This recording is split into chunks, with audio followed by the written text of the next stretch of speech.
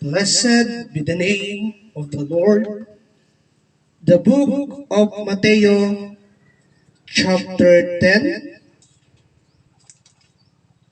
ang 12 alagad, verse 1. Tinipon ni Jesus ang 12 alagad at binigyan sila ng kapangyarihang magpalayas ng masasamang espiritu at magpagaling ng lahat ng uri ng sakit at karamdaman. Verse 2. Ito ang mga pangalan ng 12 apostol.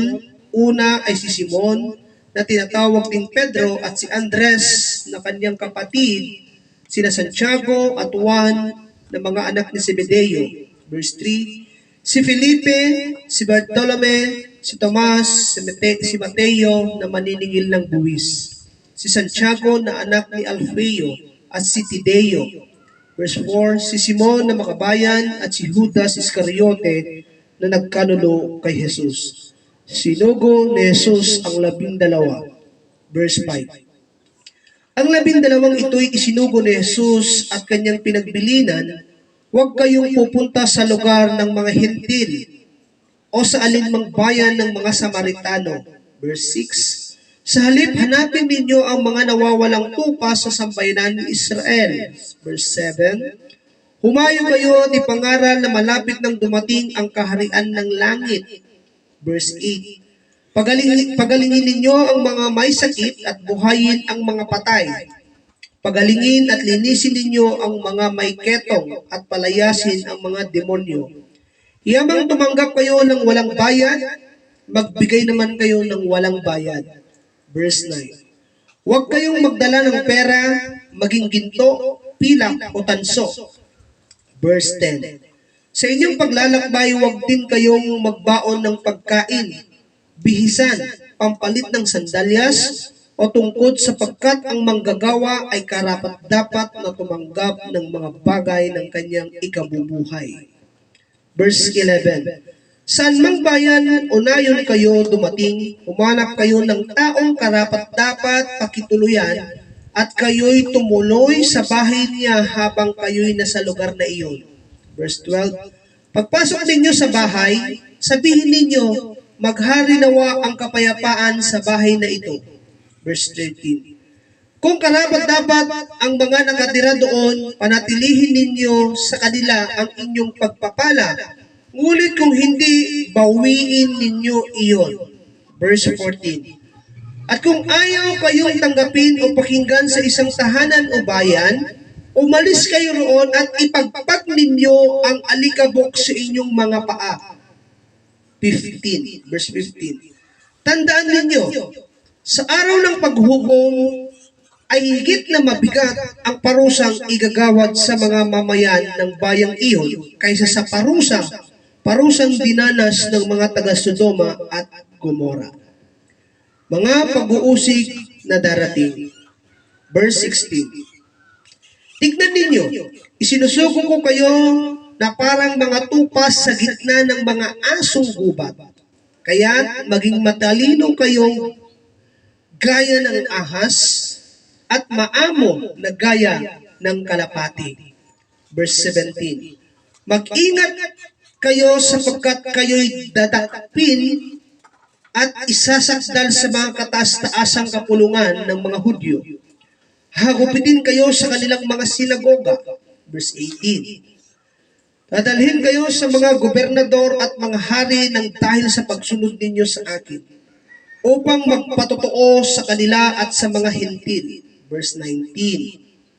Kapag iniharap na kayo sa hukuman, huwag kayong mabahala kung ano ang iyong sasabihin o kung paano kayo magsasalita, sapagkat ipagkakaloob sa inyo sa oras na iyon ang iyong sasabihin.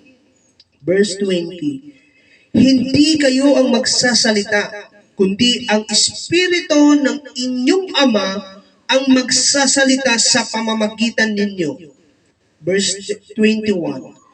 Ipagkakanulo ng kapatid ang kanyang sariling kapatid upang ipapatay, gayon din ang gagawin ng ama sa kanyang anak, at lalabanan ng mga anak ang kanilang mga magulang at ipapatay ang mga ito.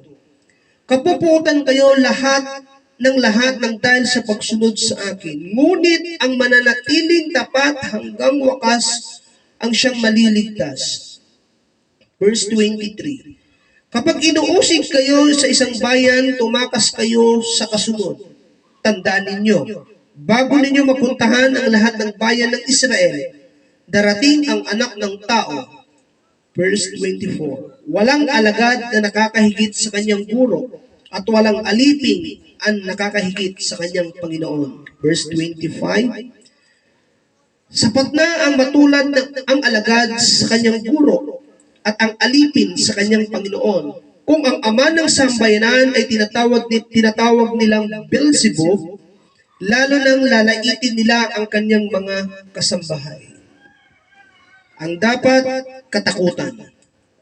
Verse 26. Kaya huwag kayong matakot sa kanila.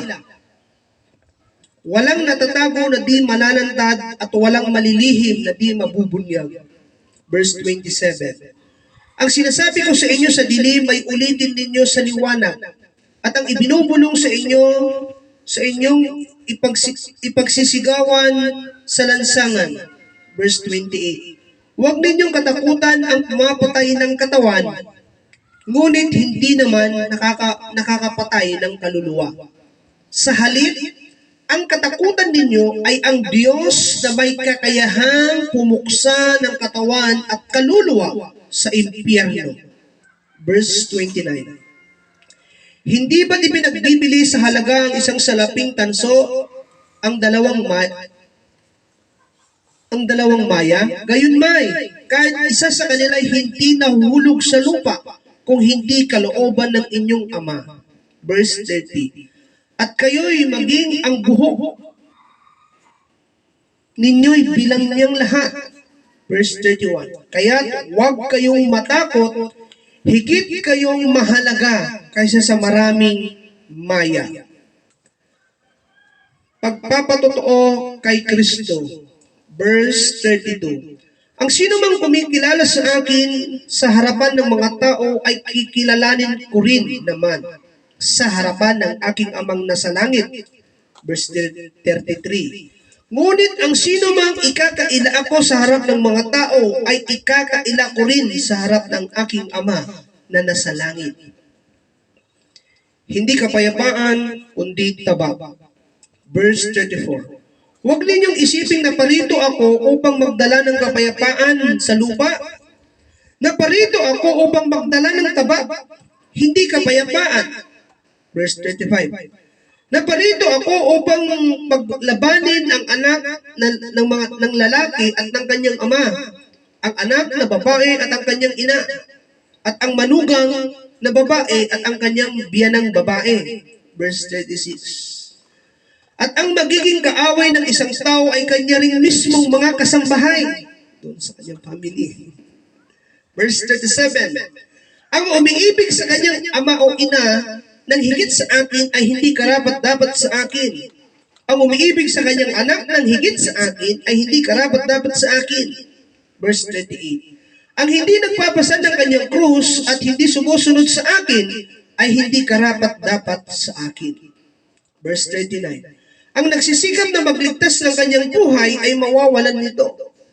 Ngunit ang mawawalan ng kanyang buhay alang-alang sa akin ay magkakamit nito.